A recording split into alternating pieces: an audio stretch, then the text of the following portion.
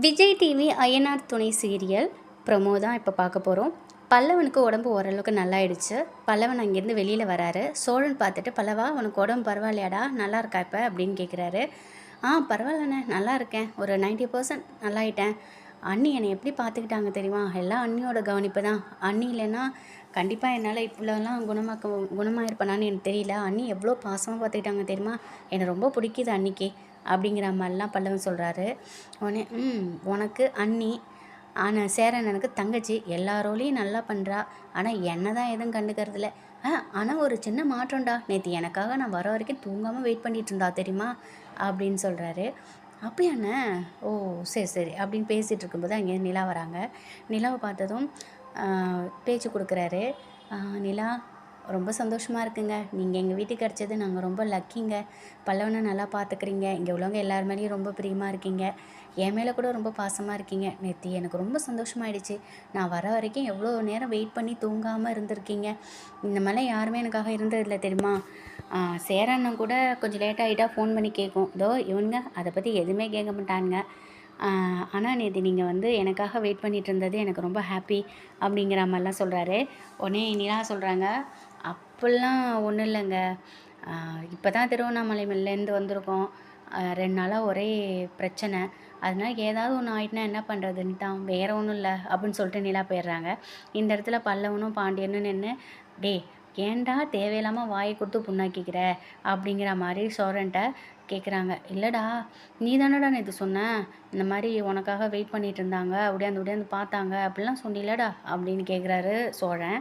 பாண்டியன், அதுக்காக வந்து உடனே வாடா எப்படியாடா கேட்ப, இது ஏதாவது உன் மேலே ஒரு சின்ன அபிப்பிராயம் இருந்தால் கூட அதையே நீ வந்து இது பண்ணி விட்ருவோம்லக்கே, உன் மேலே ஒரு சின்னதாக ஒரு ஃபீலிங்ஸ் வந்தால் கூட அதை இல்லாத அளவுக்கு நீ பண்ணுறதுல பண்ணி விட்ருவ போல் அப்படிங்கிற மாதிரிலாம் கேட்குறாங்க. அப்படியாடா அப்படின்னு சொல்லிட்டு சோழன் அப்படியே அமைதியாக இருக்கார். இருந்தாலும் நீ ரொம்ப ஓவராக தாண்டா பண்ணுற. அவங்க எதுக்காக அப்படி கேட்குறாங்கன்னா, நீ வந்து அவங்க அப்பா அம்மாவுக்கு ஏதாவது ஆயிடுமோ, அவங்க அப்பாவுக்கும் அண்ணனுக்கும் உன்னால் உனக்கு ஏதாவது பண்ண போய் அவங்க ஏதாவது மாட்டிப்பாங்களோன்னு கவலைப்படுறாங்க அப்படிலாம் வெறுப்பேற்றுறாங்க. உடனே 2 பேரையும் துரத்தி, ஓடி போயிடுங்கடா அடிச்சு விட்ருவேன் அப்படின்லாம் இது பண்ணுறாரு. அதோட உட்காந்து ஃபீல் பண்ணிகிட்ருக்காரு. நம்ம மேலே ஒரு பாசமே இல்லையே, ஒரு ஃபீலிங்ஸே இல்லையே அப்படின்னு சொல்லிட்டு அப்படியே உட்காந்துருக்காரு. அதோட இப்போ நிலா வந்து அழைச்சிட்டு போகிறாரு இன்டர்வியூக்கு மறுபடியும். நிலாவும் சோழனும் காரில் போயிட்டுருக்காங்க.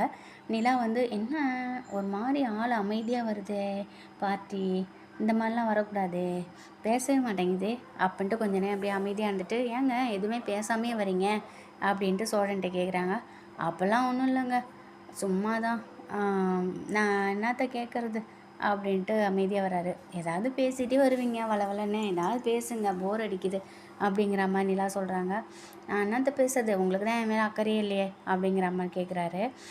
அப்படிலாம் இல்லைங்க, திருவண்ணாமலையில் நிறைய ப்ராப்ளம்ஸை சந்திச்சிருக்கீங்க, உங்களுக்கு எதாவது ஆகிடக்கூடாதுன்னு தான் நான் வந்து யோசிச்சுட்டு இருந்தேன் அப்படின்னு சொல்கிறாங்க. அப்போது எனக்கு எதுவும் ஆகிடக்கூடாதுன்னு தான் நீங்கள் யோசிச்சுட்ருக்கீங்க அப்படின்னு மறுபடியும் கேட்குறாரு. ஆமாம் அப்படிங்கிறாங்க. அப்புறம் வளன்னு என்னென்னமோ பேசிக்கிட்டே இருக்கார், பயங்கரமாக பேசிகிட்டே இருக்கார். இவங்களால் தாங்கவே முடியல. ஒரு கட்டத்துக்கு போயிட்டு, ஸ்டாப் இட், நீங்கள் பேசுகிறதுக்கு நீங்கள் பேசாமே வரலாம் அப்படின்னு சொல்லிட்டு கத்துறாங்க. சென்று அவரும் அமைதியாக வராங்க. இப்போ இன்டர்வியூக்கு ஆஃபீஸ் வந்துடுறாங்க.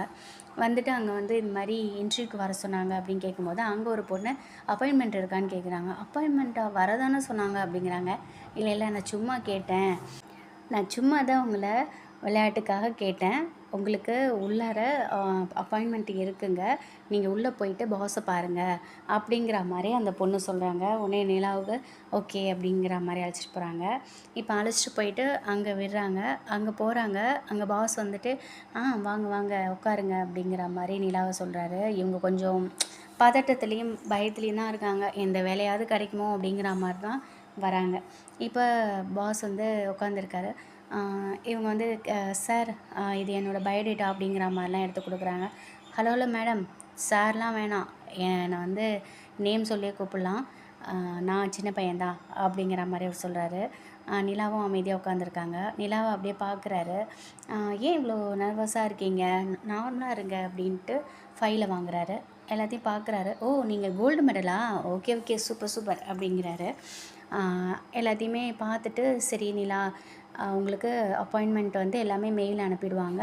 நீங்கள் வேலையில் ஜாயின் பண்ணிக்கலாம். நீங்கள் ஃப்ரெஷ்ஷுங்கிறதுனால நீங்கள் உங்களுக்கு வந்து ஸ்டார்டிங் சம்பளம் 20,000 தான். அதுக்கப்புறம் வந்து உங்களோட ஒர்க்கை பார்த்துட்டு கம்பெனி எப்படி க்ரோ ஆகுதோ அதே மாதிரி உங்களுக்கு சேலரியும் க்ரோ ஆகும் அப்படிங்கிற மாதிரிலாம் சொல்கிறாரு. Okay sir. சார் எதுவும் கொஷின்லாம் கேட்கவே இல்லையே அப்படின்னு சொல்கிறாங்க. இல்லை இல்லை, உங்களோட டீட்டெயில் பார்த்தாலே தெரியுது. இது வந்து சின்ன கம்பெனி தான். உங்களால் முடிஞ்ச அளவுக்கு ஒர்க்கை வந்து நல்லா கொடுங்க. கண்டிப்பாக நீங்கள் பெரிய அளவில் வருவீங்க. ஆனால் கண்டிப்பாக இது வந்து உங்களுக்கு என்ஜாய் பண்ணுற மாதிரி தான் இருக்கும் இந்த ஒரு வேலை. நீங்கள் கவலைப்படாதீங்க அப்படின்னு சொல்லிட்டு ஆல் தி பெஸ்ட் அப்படின்னு சொல்கிறாரு. வேலை கிடச்சிருச்சு நிலாவுக்கு. இப்போ ரொம்ப ஹாப்பியாக இங்கேருந்து வராங்க. சோழன் வந்து கார்லேயே உட்காந்து தூங்கிட்டு உட்காந்துருக்காரு. இவங்க வந்து அப்படியே அமைதியாக டோர் ஓப்பன் பண்ணி உட்காந்துட்டு விநாயகர் எதுக்க இருக்க அவங்கள வந்து வணக்கிட்டு உட்காந்துருக்காங்க. இவர் டக்குன்னு முழிச்சிடறாரு. நிலா நிலா என்னாச்சு அப்படின்னு கேட்குறாரு. இவங்க செத்த நேரம் இருங்கன்ட்டு சாமி கும்பிட்டுட்டு கண்ணெல்லாம் அப்படியே கலங்குது. சாமி கும்பிட்டுட்டு இந்த மாதிரி எனக்கு என்னாச்சு இந்த வேலையும் ஊற்றிக்கிச்சா அப்படின்ட்டு சோழன் கேட்குறாரு. ஏங்க அப்படி பேசுகிறீங்க, எனக்கு வேலை கிடச்சிச்சு அப்படிங்கிறாங்க. ஓ சூப்பர் ஆல் தி பெஸ்ட் நிலா, ரொம்ப ஹாப்பியாக இருக்கே, வாழ்த்துக்கள் அப்படின்லாம் சொல்கிறாரு. உடனே இவங்களுக்கும் ரொம்ப சந்தோஷமாக இருக்குது. என்ன நிலா, நீங்கள் ஆசைப்பட்ட மாதிரியே உங்களுக்கு வேலை கிடச்சிருச்சு, ஹாப்பி தான். ஆனால் ரொம்ப 2-3 தடவை வர சொல்லுவாங்கன்னு சொன்னீங்க அப்படின்னு சோழன் கேட்குறாரு. இல்லை இது சின்ன கம்பெனி தானே, அதனால் உடனே வேலை கிடச்சிச்சு. வேலை சம்மந்தப்பட்ட அனைத்து டீட்டெயிலையும் எனக்கு மெயிலில் அனுப்புகிறேன் அப்படின்னு சொல்லியிருக்காங்க அப்படின்னு சொல்கிறாங்க. சரி நிலா, உங்களுக்கு சம்பளம் எவ்வளோ கிடைக்கும் அப்படின்னு கேட்குறாங்க. 20,000 அப்படின்னு சொல்கிறாங்க. என்னது 20,000மா? என்னங்க 20,000ங்கிறீங்க? நான் நினச்சேன் உங்களுக்கு 1,00,000 2,00,000 அந்த மாதிரி கிடைக்கும்னு நினச்சேன். கடைசிக்கு நீங்கள் என்னமோ 20,000ன்னு சொல்கிறீங்க. என் சம்பளத்தை விட ரொம்ப கம்மியாக இருக்கே அப்படிங்கிற மாதிரி சொல்லிட்டு, இதனால் நமக்குள்ளே ஏதாவது ஈகோ ப்ராப்ளம் வந்துடுமோன்னு நினச்சேன். நமக்குள்ளே என்ன ஈகோ ப்ராப்ளம்னா எனக்கு புரியல அப்படிங்கிறாங்க நிலா. இல்லை ஒருவேளை என்னை விட நீங்கள் சம்பளம் அதிகமாக வாங்கிட்டா என்னை ஒரு மாதிரி ட்ரீட் பண்ணுவீங்களோன்னு நினச்சேன். நல்ல வேலை, எனக்கு உங்கள் சம்பளத்தை விட 2 பங்கு எனக்கு சம்பளம் கூட அப்படின்லாம் சொல்லி வெறுப்பேற்றிட்டு உட்காந்துருக்காரு. நிலாவுக்கு செம கடுப்பாகுது. அப்புறம் சொல்கிறாரு, ஆமாம் நீங்கள் படிக்கிறதுக்கு எவ்வளோ செலவு பண்ணியிருப்பீங்க அப்படின்னு கேட்குறாரு. நிலா உடனே எதுக்காக இதை கேட்குறீங்க சொல்லுங்கள் அப்படின்ட்டு நிலா கேட்குறாங்க. இல்லை ஒரு 10-12 லட்சம் செலவு பண்ணியிருப்பீங்க. ஒரு மாதம் 20,000 வாங்கினா என்னங்க அதுக்காக ரொம்ப இவ்வளோ கம்மியாக வாங்குறது அப்படிலாம் சொல்கிறாரு.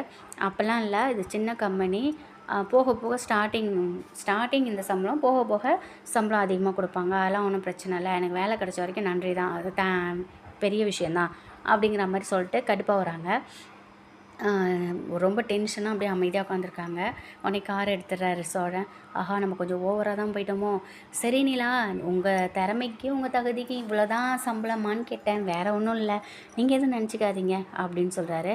இவங்க அப்படியே அமைதியாகவே உட்காந்துட்டு வராங்க. எதுவுமே பேசவே மாட்டேங்கிறாங்க. என்னடா அது, நம்ம ஏதோ ஒன்று பேசிவிட்டோமா, எதுவுமே பேச மாட்டேங்கிறா, அமைதியாக வரா அப்படின்ட்டு வராரு. இப்போ பாண்டியனை காட்டுறாங்க. பாண்டியன் வந்து மெக்கானிக் ஷாப்பில் வண்டியை வந்து ஒர்க் பண்ணிகிட்ருக்காரு. இந்த நேரம் வானதி இங்கே வராங்க. ஐயோ இவ எதுக்கு இங்கே வரா அப்படின்ட்டு பயந்துக்கிட்டு, டே அங்கே இது வண்டி வந்து ரிப்பேருக்கு கொடுக்குறேன், நான் போய் அதை எடுத்துகிட்டு வந்துடுறேன், பார்த்துக்க அப்படிங்கிற மாதிரி சொல்கிறாரு. உடனே கண்ணன் சொல்கிறாரு, இந்த வண்டியை தானே நீ சரி பண்ணிகிட்ருக்க அப்படின்ட்டு அவர் சொல்கிறாரு. அப்படியா, சரி நான் போய் டீ குடிச்சிட்டு வந்துடுறேன் அப்படிங்கிறாரு. இது டீ டைம் இல்லையே அப்படின்னு கண்ணன் சொல்கிறாரு. இல்லை ஏன் டீ குடிக்கிறதுக்கு ஏதாவது டைம் இருக்கா என்ன, நான் போய் டீ குடிச்சிட்டு வந்துடுறேன் அப்படிங்கிறாரு. ஏன்னா அப்படி எஸ்கேப் ஆகிற, வானதி வருதுங்கிறதுக்காக பேசி எல்லாத்தையும் முடிவு பண்ணேன், எப்போ பார்த்தாலும் எஸ்கேப் ஆகாத அப்படிங்கிற மாதிரி சொல்கிறாரு. இப்போ வானதி இங்கேருந்து வராங்க. இவர் எதுவுமே கண்டுக்காத மாதிரி இப்படி உட்காந்து வேலையை பார்த்துட்ருக்காரு. வானதி வந்து இப்படி பார்த்துக்கிட்டே இருக்காங்க அவரை. ஆனால் அவர் வந்து பார்க்கவே மாட்டேங்கிறாரு. ஐயோ என்ன 7:30 இழுக்க போகிறாளோ அப்படின்ட்டு அமைதியாக வேலை பார்த்துட்ருக்காரு. இப்போ முறுக்கு எடுக்கிறாங்க. பேக்லேருந்து முறுக்கு எடுத்துகிட்டு அவர் மூஞ்சிக்கு நேராக காட்டிட்டு கொண்டு போயிட்டு கண்ணன்ட்ட இந்தாண்ணே முறுக்கு எடுத்துக்கோ அப்படிங்கிற மாதிரி கொடுக்குறாங்க. அவரும் எடுத்துக்கிறாரு. திருப்பி வந்து இவர்கிட்ட வந்து அங்கேருந்து முறுக்கை காட்டுறாங்க. அவர் எடுக்க மாட்டேங்கிறாரு. இந்தா முறுக்கு எடுத்துக்கோ அப்படின்னு சொல்கிறாங்க. அதெல்லாம் ஒன்றும் எனக்கு வேணாம், நீ கிளம்பு, நீ எதுக்கு இங்கே வர அப்படின்னு இவர் கேட்குறாரு. ஏன் நான் வராமல் வேறு யார் வருவா அப்படின்னு சொல்கிறாங்க. இங்கே பாரு, கோவப்படாமல் நிதானமாக பேசுகிற மாதிரி இருந்தால் என்கிட்ட பேசு, இல்லைன்னா தயவு செஞ்சு கிளம்பிடு அப்படிங்கிற மாதிரி சொல்கிறாரு. இல்ல, நான் கோவப்படுறதுக்கு இல்ல. நீ எத்தன தடவ நான் ஃபோன் பண்ணேன். நீ என்ன ப்ராப்ளம் ஆச்சு என்ட்ட சொல்லியிருக்கலாம்ல அப்படிங்கிற மாரி சொல்றாங்க. ஆமா, சோழனுக்கு பிரச்சனைன்னு சொல்றேன். அப்புறம் ஏன் சும்மா ஃபோன் பண்ணிக்கிட்டே இருக்க. இப்ப நான் என்ன தான் செய்யறது சொல்லு அப்படின்னு சொல்றாரு. சரி, நீ தான் மொத நாள் ஒர்க் ஷாப் போறதுக்கு மொத நாளே நீ வீட்டுக்கு வந்துட்டீல. என்ன ஏதுன்னு என்ட்ட சொல்லலாம்ல அப்படிங்கிறாங்க. நான் வரும்போதே செல்லு வந்து சார்ஜ் போயிடுச்சு. சார்ஜரும் இல்ல. நான் என்ன பண்றது சொல்லு? அது அப்படின்னு சொல்றாங்க. அடுத்த நாள் வந்து சார்ஜ் போட்டு ஓப்பன் பண்றேன். அவ்ளோ வாய்ஸ் மெசேஜ் அனுப்பியிருக்க. நான் எவ்வளோத்தையும் நான் பார்க்க முடியுமா? அதுக்குள்ள நீ வந்துட்டு தாம் தூம்னு கத்துற. நான் வந்தேன்னா அப்பயே நீ என்ட்ட சொல்லியிருக்கலாம்ல அப்படின்னு வானதி கேட்குறாங்க. எங்க என்ன சொல்லவா விட்ட? தாம் தூம்னு நீ இப்படிலாம் குதிக்க ஆரம்பிக்கிற. வளவளன்னு பேசுற. கோவமா பேசுற அப்படின்னு சொல்றாங்க. சரி, சரி விடு, விடு. கோவமாலாம் பேசல அப்படின்ட்டு சொல்றாங்க. உடனே சரி நான் தான் கோவப்படுறேன்னு தெரியுதுல்ல, அப்புறம் ஏன் இங்கே உட்காந்துருக்க போ அப்படின்னு சொல்கிறாரு பாண்டி. உடனே வானதி கோவப்பட்டு போகிறதுக்கு நான் என்ன பாண்டியா அப்படிங்கிறாங்க. உடனே பாண்டி வந்து சிரிச்சிடறாரு. அப்பாடா சிரிச்சிட்டியா ஒரு வழியா அப்படின்ட்டு அந்த முறுக்கை வந்து அவருக்கு ஊட்டி விட்றாங்க. இனிமேல் எதுவாக இருந்தாலும் என்கிட்ட சொல்லிடு. எனக்கு பதட்டமாக இருக்குது. என்னால் உன்கிட்ட பேசாமலாம் இருக்க முடியாது அப்படிங்கிற மாதிரி வானதி சொல்கிறாங்க.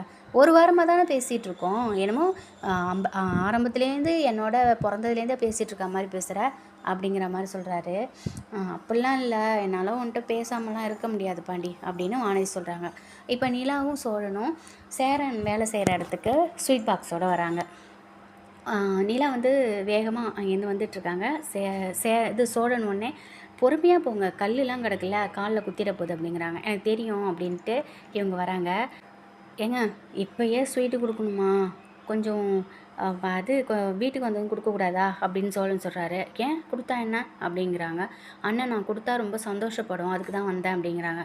ஆமாம், அங்கங்கே அலைஞ்சு திரிஞ்சு இன்ட்ரிவ்யூலாம் அழைச்சிட்டு போடுறது நான். இப்போ இவங்களுக்கும் அண்ணன்ட்ட கொடுக்கணுமா அப்படின்ட்டு ஒரு மனசுலேயே பேசிக்கிறாரு. என்ன என்ன பேசுகிறீங்க அப்படிங்கிற மாதிரி நிலா கேட்குறாங்க. ஒன்றும் இல்லையே, ஒன்றும் இல்லை. சரி வாங்க, வா நிலா, சேரன்ட்ட அண்ணன்ட்ட போவோம் அப்படின்ட்டு அங்கே வந்ததும் சேரன்ட்ட அண்ணன் எனக்கு வேலை கிடச்சிச்சினே அப்படின்னு சொல்லிட்டு ஸ்வீட்டை கொடுக்குறாங்க.